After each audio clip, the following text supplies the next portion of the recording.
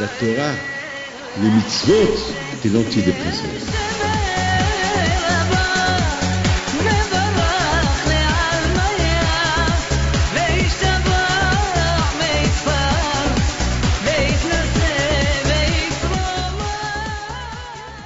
B'shut Rabbi Rabotai, B'shut Rabbanim, Avrichim. Aujourd'hui, on est en même temps, on se prépare pour la Iloula de Rabbi Shimon Bar Yochai alav shalom, et aussi il y a la paracha de la semaine. Et je voulais faire un kesher, un lien entre la paracha de cette semaine, Emor ve'amarta, avec la Iloula de Rabbi Shimon Bar Yochai. Vous savez que cette semaine, j'ai beaucoup parlé sur Rabbi Shimon Bar Yochai et j'ai jamais compris Rabbi Shimon Bar Yochai comme cette année. On croit qu'on connaît tout. Et on découvre qu'on ne connaît rien du tout. On découvre que chaque fois on apprend et on apprend et on apprend. On croit qu'on sait, on ne sait pas. C'est-à-dire que l'homme, finalement, toujours il aura des découvertes, des gilouyim, des découvertes. Mais pour arriver à des découvertes, il faut comprendre, il faut étudier. Le Ramban il explique, c'est quoi est mort, je voudrais voir le passage exactement. Comme ça, voilà.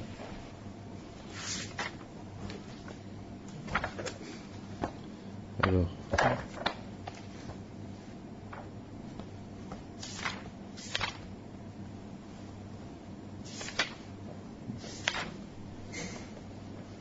Alors, il y a un passage qui dit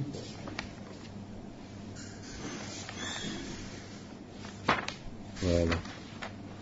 ויאמר השם אל משה אמור אל הכהנים בני אהרון ואמרת. Deux fois il y a le emor ve'amarta. Deux fois la Torah répète dire, dit et redire. Alors que la Torah aurait pu dire emor el hakohanim, dit aux kohanim, les enfants d'Aaron, les nefesh le tama ve'amav. C'est tout, point final. C'est quoi? Emor el hakohanim bnei Aaron ve'amarta alehem. Dis et tu leur diras. C'est deux fois. Donc, Rachid explique déjà les azir gdolim aktanim. Rachid explique que la Torah, elle répète deux fois pour que le grand, il capte bien la chose, pour qu'il puisse la redire les azir gdolim aktanim. Ça veut dire qu'il faut que les enfants aussi soient au courant de ce inyan de ce sujet-là de Toum'a, qu'un Kohen, il n'a pas le droit de toucher un mort.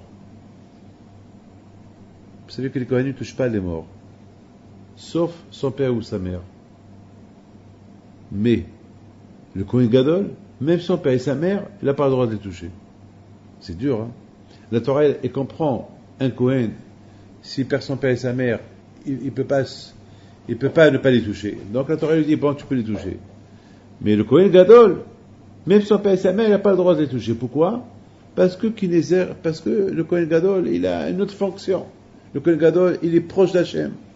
Le Kohen Gadol, c'est une autre mad'ala, c'est une autre madriga, c'est un autre niveau, un niveau très très élevé. C'est vrai qu'il a eu un père et une mère, mais lorsqu'il meurt, il faut qu'il reste kadosh. C'est-à-dire, il faut qu'il se retient. C'est dur, hein? Cette Torah, elle apprend. Il faut qu'il se retient. Donc, vous avez bien compris que le inya de la Toum'a, c'est tellement important, l'impureté que le Kohen, un grand Kohen, un petit Kohen, il ne faut pas qu'il joue avec l'impureté, avec la Toum'a, qui vont toucher un mort. Mais écoutez ce qu'il dit le Ramban. Le Ramban, il dit, c'est pas comme que le grand il comprend, le petit il comprend. On n'est pas tous les mêmes, on n'a pas tous le même niveau, on n'a pas tous la même tête. Chacun comment il comprend. Un grand, il comprend à sa manière. Un petit, il comprend à sa manière. Par exemple, on explique comme ça. On explique que je vais écouter un cours de Torah. Moi, je vais le comprendre à ma façon. Chacun va le comprendre à sa façon. Un petit va le comprendre à sa façon. Est-ce qu'un petit va le comprendre comme moi je l'ai compris? Non. Parce que moi, pendant que j'écoute, je développe. Et la façon comme je comprends, le petit va... Et c'est pas parce que moi je comprends bien, le petit va comprendre comme moi. Donc si moi je parle au petit, il faut que je fasse attention comment je lui parle. Il faut que je le parle à son niveau. Pour que lui puisse comprendre. Mais si je lui explique comment moi je comprends, il va rien comprendre. Une valise qui pèse 100 kilos, moi je peux la lever. Et je vais dire à un enfant, lève-la. Il ne pourra même pas la bouger. Pourquoi? Parce qu'on n'a pas la même force. De même façon qu'on n'a pas la même force dans la force physique, on n'a pas aussi la même compréhension comme qu'un grand, il comprend comme ça un petit, il comprend. C'est la raison pourquoi le Ramban dit, Le'azir l'igdulim kar shigam aktanim yavinu. C'est-à-dire, on doit expliquer au grand que de la façon comme on explique le grand, il faut que aussi les enfants ils comprennent. Et s'ils ne comprennent pas, alors il faut se mettre à leur place. Eh bien, c'est la raison pour laquelle la Torah est mort vers Mata. Il faut que les choses comme vous savez, on dit, il y a un passage que Ela mishpatim ashet asim lifneim. Rashi sur place il dit quoi? Rashi dit Ela mishpatim ashet asim lifneim. Voici les lois que tu dois mettre devant eux. Kishulhan aour. Ça veut dire il faut qu'ils comprennent. C'est-à-dire que la Torah il faut la comprendre. Il faut qu'on soit. Lorsque j'étais jeune, il y avait beaucoup de choses que je ne comprenais pas. Beaucoup de choses que je ne comprenais pas. Mais bon, j'ai pas posé des questions. Chez nous à la maison, on n'a jamais posé des questions. Même aujourd'hui, je suis en train de voir aujourd'hui, après que j'ai quitté la yeshiva, j'ai vu comment à la yeshiva, comment tout le monde on se prépare à Pessah, on pose des questions à Pessah. Les enfants, on leur apprend à poser des questions. Moi, je suis à la maison à Pessah, personne ne pose des questions. Tout le seder, il durait peut-être 1h30. C'est tout. Manger Hagadato 1h30. Mais, mon père Alav Shalom, c'était lui qui nous expliquait. La façon comme notre papa nous a expliqué, on n'avait plus de questions à poser. Pourquoi? Parce qu'il avait une façon comment il lisait la Haggadah. Il la lisait en arabe. Il expliquait en arabe. Et avec un sourire. Et je sais pas, Ma'atullah, Hachem, il a fait que ça rentrait dans le cœur.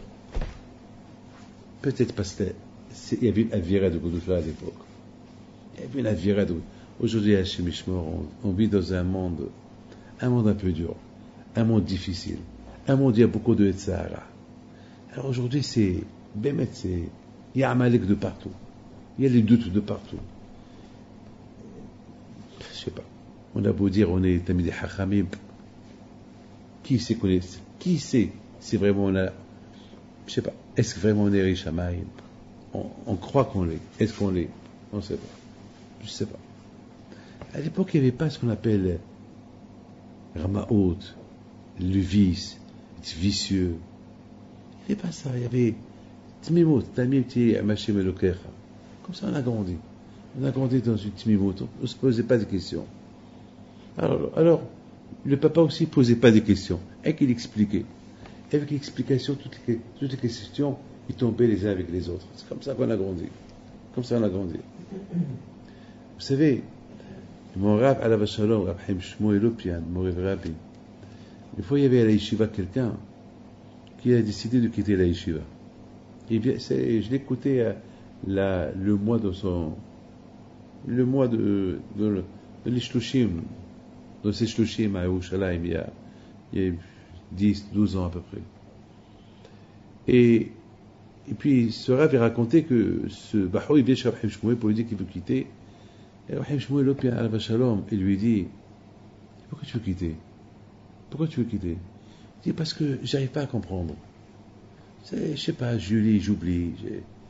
J'ai pas d'échec. J'arrive pas à comprendre. Je retiens pas. Et j'oublie. Il me dit, dis-moi mon fils, tu connais la Hamida? J'ai dit, bien sûr, je la connais la Hamida. Tu la connais par cœur? J'ai dit, bien sûr, je la connais par cœur. Et comment la Hamida, tu la connais par cœur? Une Hamida, tu la retiens par cœur. Une Gemara, tu peux la retenir par cœur. De la même façon que tu retiens une Gemara par cœur, une Hamida par cœur, tu peux aussi retenir la Gemara par cœur. C'est pas possible. Tu n'as pas deux têtes. Tu n'as pas une tête de Tfila et une tête de Gemara. C'est la même tête. Mais il faut, Emor ve'amarta. Il faut répéter. C'est ça. Emor ve'amarta, il faut répéter. Et lorsqu'on répète, on comprend. Le problème, c'est qu'on ne le répète pas. Et lorsqu'on ne le répète pas, on ne fait pas de Hazara, on l'oublie. Baruch Hashem, je dis pas que je suis hacham, je dis pas que j'ai une bonne mémoire, mais je sais que lorsque je répète la chose, je l'oublie pas. Et aujourd'hui, malheureusement, j'oublie. Mais parce que j'ai répété lorsque j'étais jeune. Parce que j'ai étudié lorsque j'étais jeune. Pourquoi? Parce que lorsque j'étais jeune, je répétais. Et je répétais. Et l'étude qu'on répète beaucoup, on l'oublie pas. Je pense que Rabotai, c'est ça. Beaucoup de fois, on croit que l'enfant, il connaît tout. C'est pas vrai. L'enfant, c'est pas de la façon comme moi j'ai compris, l'enfant, il va comprendre. Alors, et moi, Ve'amata, ça veut dire, la Torah, elle dit, il faut répéter la chose. Pour ça que ça soit accessible même à l'enfant. Et si c'est pas accessible à l'enfant, alors il faut l'expliquer à sa façon, pour que lui, il comprenne. Alors maintenant, je vous pose une question.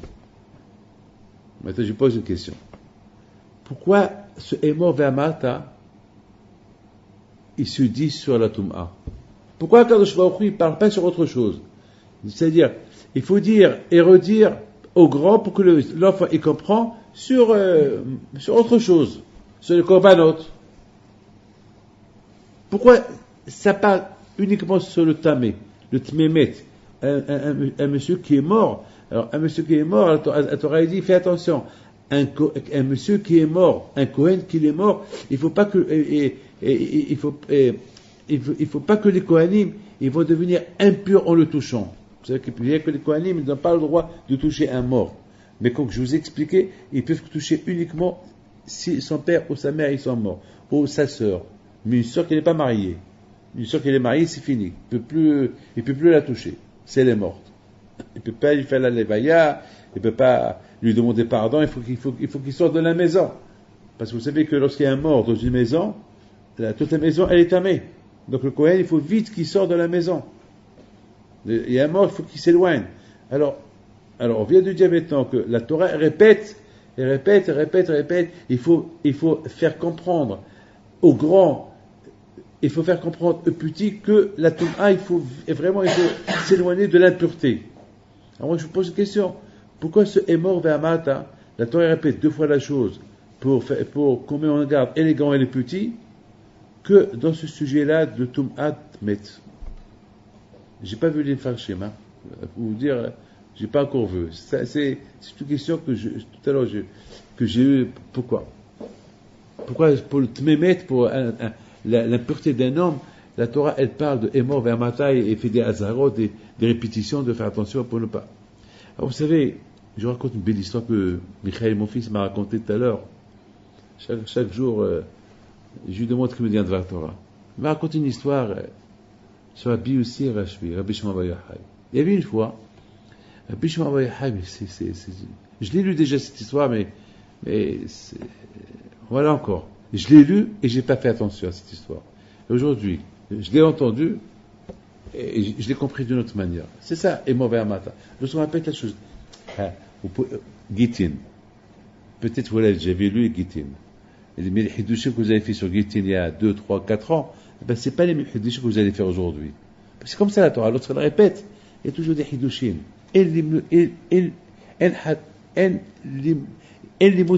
C'est impossible qu'un limoud, il n'y a pas quelque chose de nouveau qui va sortir. Pourquoi? Ben, justement parce que tu répètes la chose. Tu la répètes. Alors, quand je va faire, tu vas comprendre encore mieux. Tu répètes encore mieux. Je voudrais pardon, si j'ai le temps, je peux écrire un livre chaque jour. Si j'ai le temps. Si j'ai le temps. La Torah, elle est super. Vous savez, je peux écrire, je sais pas, chaque chose que je vois dans la rue, j'ai un rayon. Je sais pas, des rayons non-stop. Pourquoi? Parce que c'est ça la Torah, c'est le courage de la Torah. Maintenant, je comprends. Il y avait une fois Rabbi Chaim Vital, il voit son maître, Arizal Akadosh, qui était en train de. Il dormait, il bougeait ses lèvres.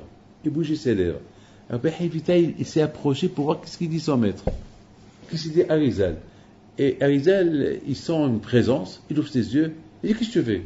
Tiens, je voulais écouter, qu'est-ce que tu dis? Tiens, tu veux savoir qu'est-ce que je dis? Ouf, combien de temps tu m'as vu? Il a dit: quelques secondes. Il a dit: pour te dire ce que j'étais en train de réviser, ça va me prendre 40 ans pour te répéter. 40 ans pour te... C'est la folie. 40 ans. On n'a pas ce niveau-là. On est loin. C'est-à-dire que la Torah, elle est... C'est la folie. La Torah, c'est... Lorsqu'on te dit que 40 ans pour réparer le Midara. 40 ans pour réparer le Midara, 40 ans pour réparer le Midara. C'est pas facile. Alors, cette histoire-là, elle se termine comme ça. Rabbi Yossi et Rabbi Shimon bar Yochai sont en train d'étudier la Torah.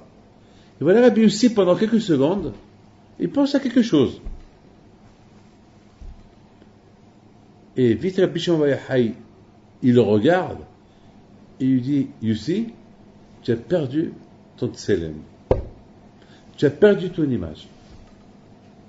Dikna. Tu as perdu ton image. Il dit: pourquoi? Il dit: parce que tu étais en train d'étudier la Torah, et tu t'es arrêté, tu as pensé à ça. Il dit: j'ai rien que pensé. Il dit: tu as perdu ton image. Et batat tselem.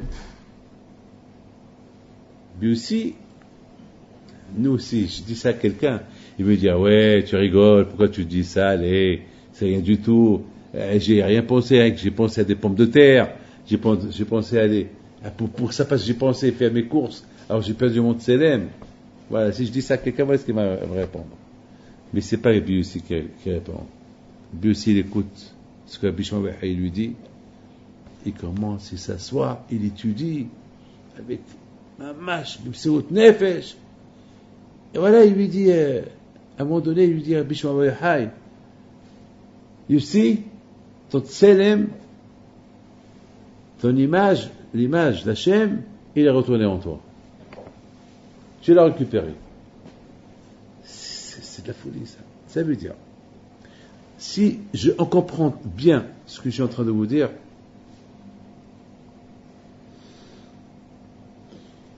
la Torah, elle donne l'image, il donne la lumière à la personne. La personne sans l'étude de la Torah, c'est une personne, pas plus. L'image d'Hachem, Tselem Elokim.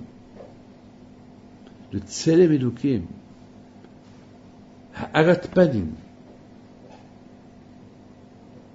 être Tsorat Adam, la Tsura, comme que Hachem il a voulu.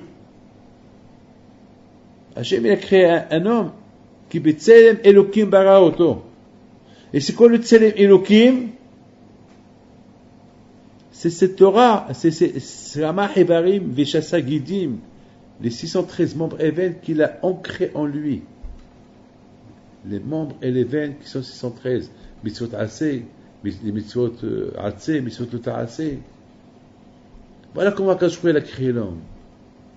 Lorsqu'un homme il est attaché à la Torah, alors il a Dikna, il a l'image d'Hachem. Nora, c'est de la folie.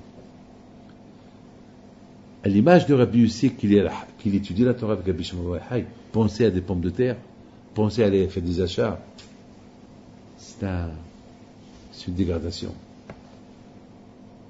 Vous imaginez, mes amis, il y a ce qu'on appelle, écoutez bien ce que je vais vous dire, il y a ce qu'on appelle Bittul Torah, il y a ce qu'on appelle Rifayon Batorah. Quelle est la différence entre Bittul Torah et Rifayon Batorah? Bittul Torah, c'est quelqu'un qui est batel, quelqu'un qui n'étudie pas, quelqu'un qui discute des bêtises. Voilà Bittul Torah. Il est batel la Torah. Non, je préfère être en compagnie d'autres choses. Je vais parler sur le temps. Je vais parler sur, je sais pas, les élections. Je vais parler sur des bêtises. Il arrête d'étudier pour parler des bêtises. Ça, c'est Pitot Torah. C'est quoi Rifayon Batora? Rifayon, c'est, il étudie, mais il pense à des pommes de terre. Mais regardez déjà pour le Rifayon, pour ceux qui se relâchent, Amalek il est venu. Ceux qui se relâchent, Amalek, ça veut dire que la bataille, c'est de la folie ce que je suis en train de vous dire. C'est-à-dire qu'ici, on ne peut pas dire que c'est Hassu Shalom, il pensait à des bêtises. Non, il pensait à quelque chose, peut-être il pensait à faire des achats, c'est tout. C'est tout. On ne peut pas imaginer qu'Abu aussi, il pense à aller se promener au parc ou aller en vacances. Non, c'est pas ça. Abu aussi, c'est loin de tout ça. Non. Mais il y a eu un rifayon, un relâchement de l'étude. Et parce qu'il y a eu ce relâchement, il a perdu le tselem. Un petit relâchement, il lui a fait perdre le tselem, l'image de Dieu, d'Hachem. C'est la folie. Je répète, là on ne parle pas de Pitot Torah. En Pitot Torah, je crois qu'il perd tout. Là on parle uniquement de...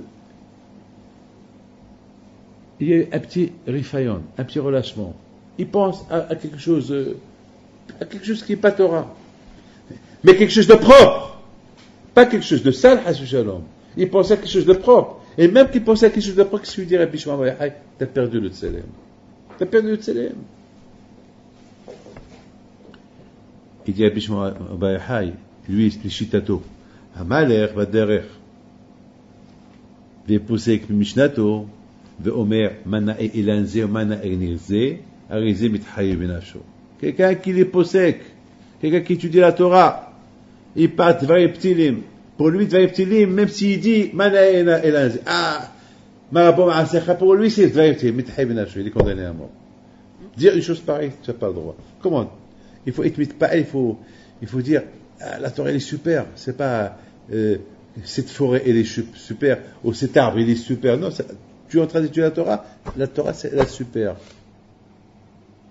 Pour ça, Hachem Ishmor, il dit, l'homme il est condamné à mort. Mais quelqu'un à Bretagne, qui étudie la Torah, mais avec relâchement, il dit pas, il dit pas qu'il est condamné à mort, mais qu'est-ce qu'il dit? Mafsid dikna. Il perd l'image. L'image, il la perd. Et vous savez c'est quoi l'image? Vous savez c'est quoi l'image? On dit Hashem Tzilcha. Hashem, non? Hashem Tzilcha Aliyad Yeminecha. Hashem c'est ton ombre. Il est à ta droite. C'est quoi ta droite? On compare la Torah, Bimino et Jdatlam, on compare la Torah à la droite. Lorsqu'un homme étudie la Torah, quand je me est à côté de lui, Hakadosh Baruch Hu devient son tsel. Alors quelqu'un pendant qu'il étudie la Torah et qu'il arrête, Hashim Ishmor, il perd ce tsel. Et ce tsel, c'est Sadikna. Vous avez compris? Ce tsel, l'ombre, Hachem c'est l'homme, Hachem il est l'ombre de l'homme. Mais quand? Lorsque l'homme étudie la Torah. Au moment que l'homme, Hachem Ishmor, il arrête d'étudier la Torah, alors il perd cette ombre. En perdant cette ombre, il a perdu Dikna. Et ça, c'est pas sa situation qui lui est lui. C'est quelqu'un qui s'arrête. Et donc, vous comprenez pourquoi on dit Emor ve'amarata. Emor ve'amarata. Pourquoi à chaque fois on dit, écoutez bien ce que je vais vous dire, pourquoi on dit Emor ve'amarata à chaque fois? Pourquoi on n'a pas dit Emor? Et pourquoi on dit pas, pourquoi avec sur les Kohanim, sur Tmemet?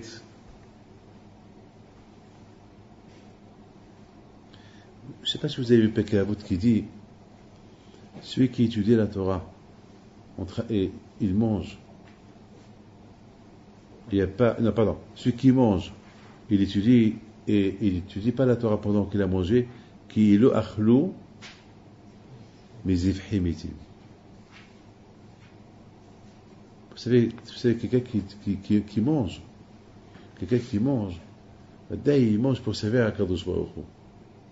Mais la Klippa aussi, le Satan aussi, il veut en profiter de ce manger que tu es en train de manger. Parce que lorsqu'un homme il mange, il a des cohotes. Mais c'est des cohotes pourquoi? Pour servir à Kadosh Baruch Hu. Mais le Tzara, il veut que ces cohotes-là pour le servir à lui. Alors qu'est-ce qu'on fait? On étudie la Torah pendant le repas. Et lorsqu'on étudie la Torah pendant le repas, le Satan il se sauve. Parce qu'il ne supporte pas. Donc, ces cohotes-là, ces manger que tu as mangé, ça va te donner des cohotes pour étudier la Torah. Sinon, Hachem Ishmor, ce manger que tu as mangé, ça va servir au Yitzhara qui s'appelle Metim, Zifhi Metim, c'est l'Avodah Zara. Donc, vous comprenez, Rabotai, pourquoi la Torah?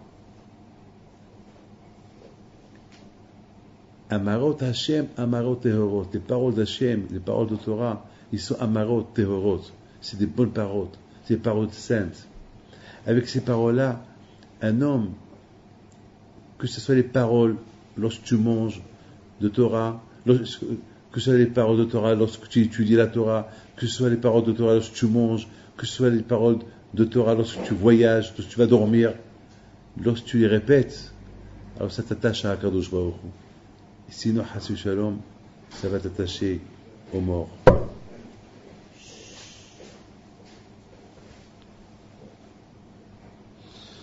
Le Bitul Torah, il est pire que Tmemet. Le Bitul Torah, il est pire que toucher un mort.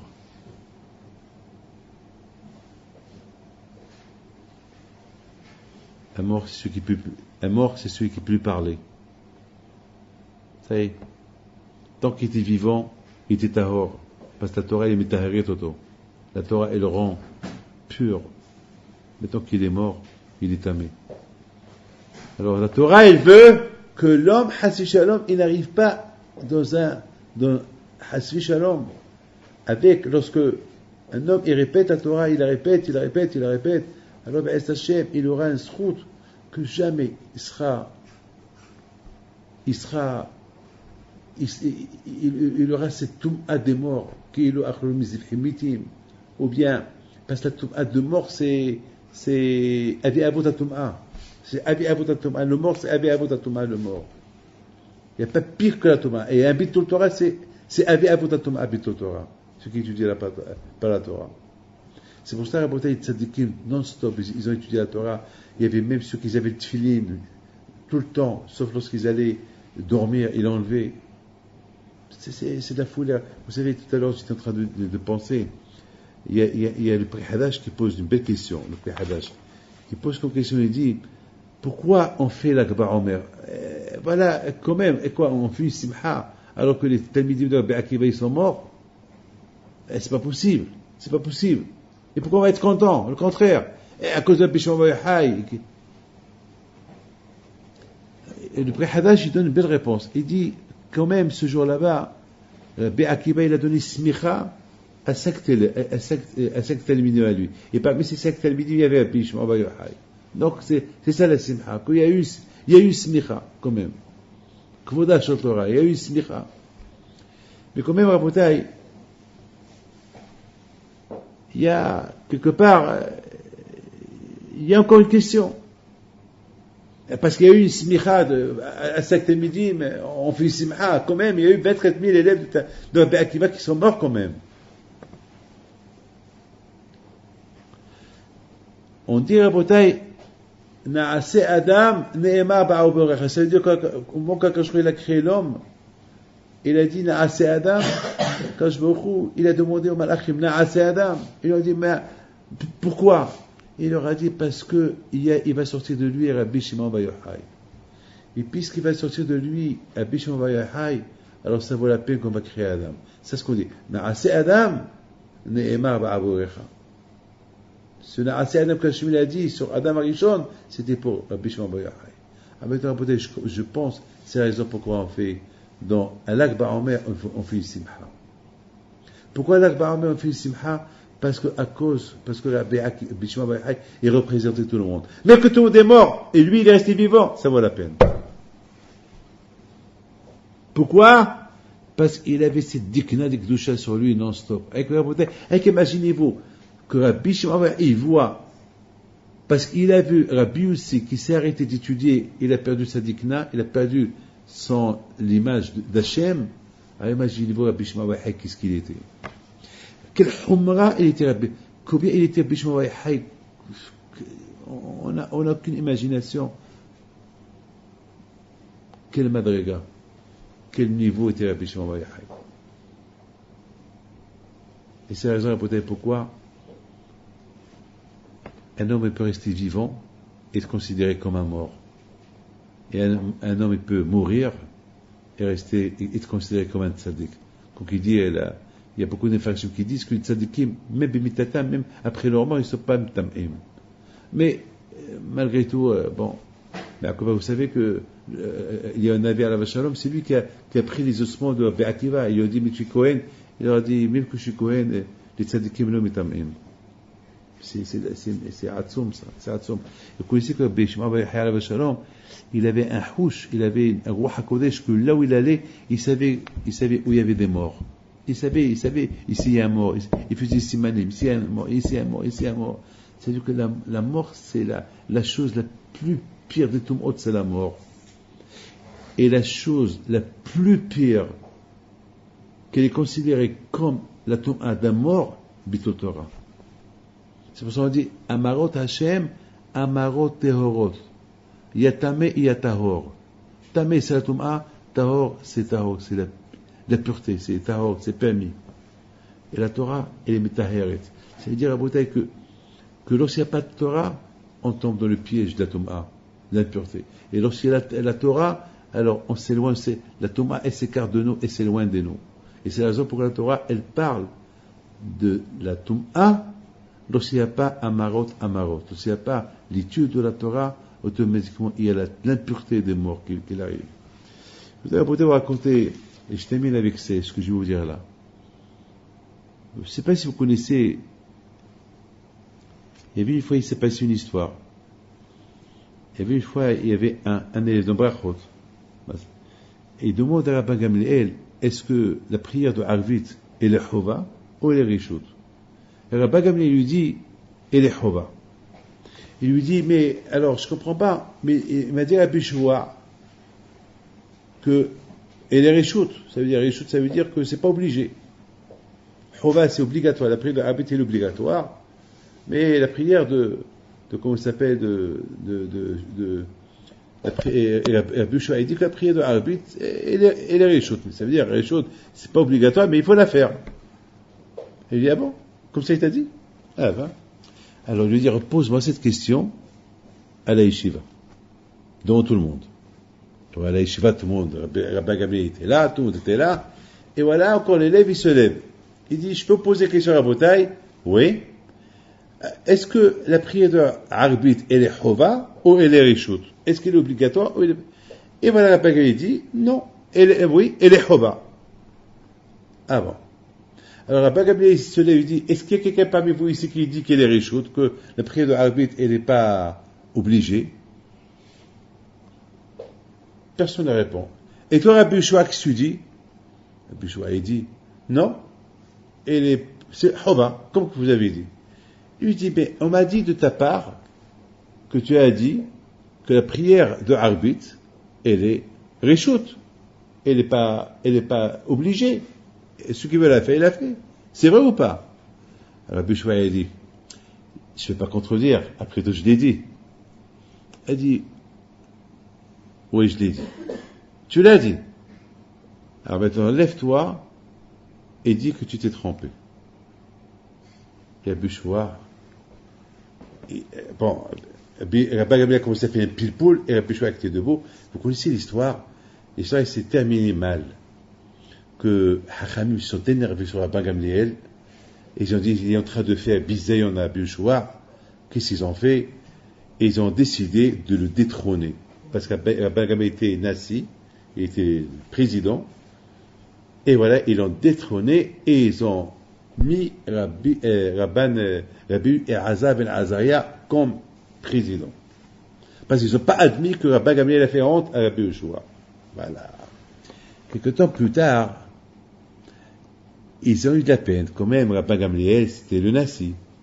C'était quand même, Bon, ils ont vu que Rabbi Gamliel, la Kedusha, la Hanava, même qu'ils l'ont détrôné, il restait un tzaddik, il venait à la yeshiva, mais il avait la peine. Pourquoi? Parce qu'ils ont ouvert les portes de la yeshiva.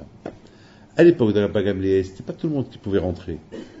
Il y a un qui est Ilouyim, un que ceux qui sont super, c'est eux qui rentraient à la yeshiva. Et ceux qui ne sont pas super, ne rentraient pas à la yeshiva. Et depuis qu'ils ont détrôné Rabbi Gamliel, tout le monde qui rentre, Rabbi Gamliel, il a accepté, c'est pas grave. Maintenant, ils ont pris une décision. Comment on va faire? Quand même, il faut le ramener. Mais on ne peut pas détrôner Abel Azar Ben Azaria quand même. Après tout, maintenant, on va lui faire honte. On l'a demandé qu'il devient un nasi. Et maintenant, on lui dit, va-t'en. Alors, ils ont dit, c'était Hachamim. Il y a 3 Shabbatot, il y a 4 Shabbatot dans le mois.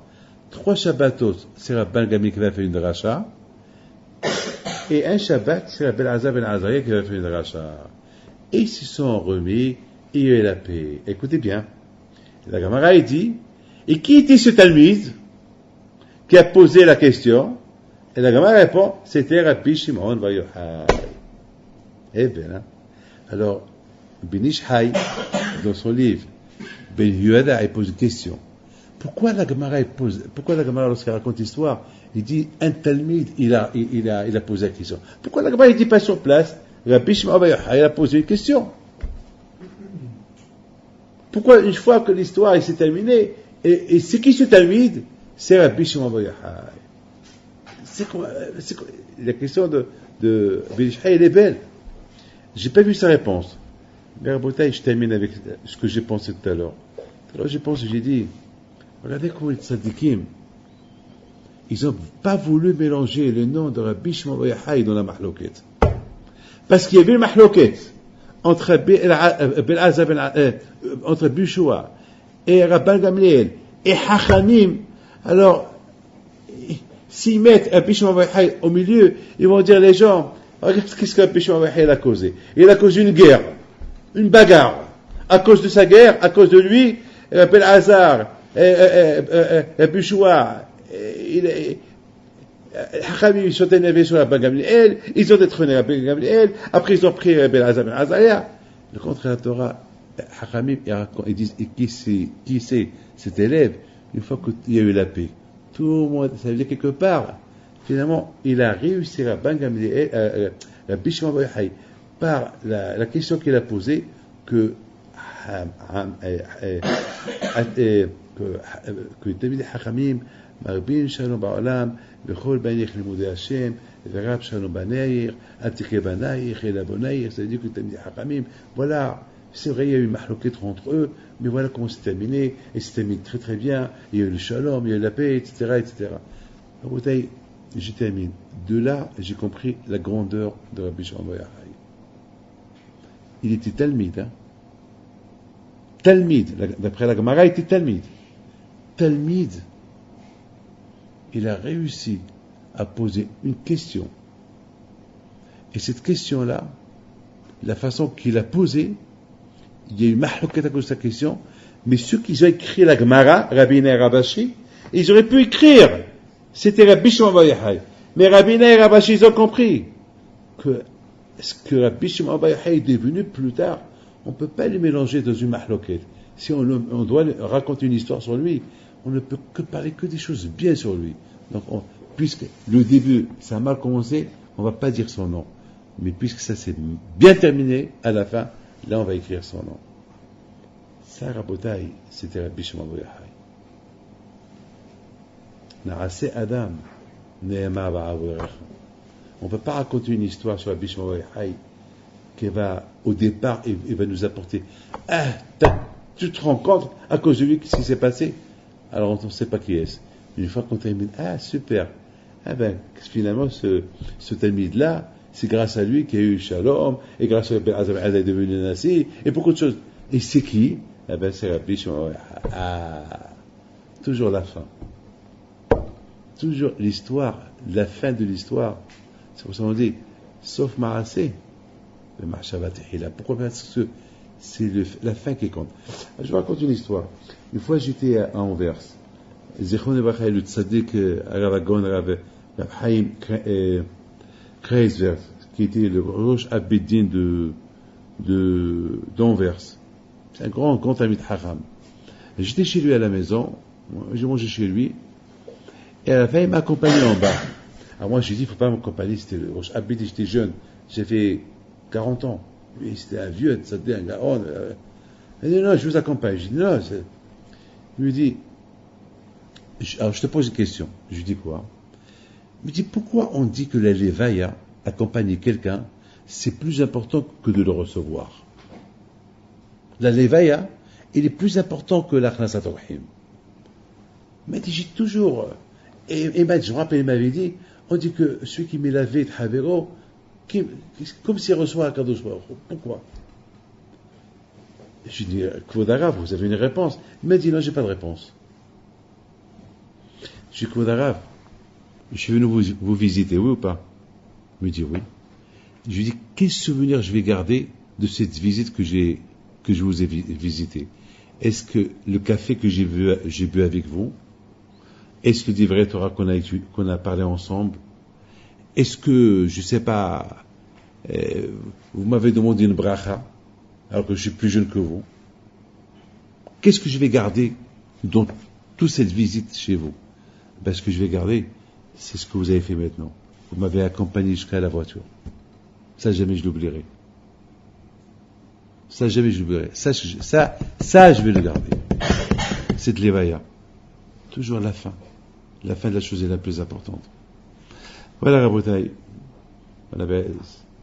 Ce Shi'o-là, il vous apprend comment préserver l'image. Comment préserver l'image d'Hachem en soi. Comment la conserver? Conserver cette image. Conserver l'image d'Hachem en soi à travers la Torah. C'est à travers la Torah. On conserve l'image. C'est tout. Sans la Torah, on perd l'image. C'est les Mélokim. Alors, Hachem, je vous souhaite beaucoup de Hachem, Hatzlacha dans vos études, Keneratson, que Hakadosh Baruch Hu vous aide, et que vous donne Bracha, Hatzlacha, Hachem, et que Hachem y fasse que vous soyez des grands amis des Hachamim. Et Rav Saban, Rav Simchi, que Hachem vous aide, Tatzlichu, et Sfot HaTorah Tagel Va'atchem Keneratson.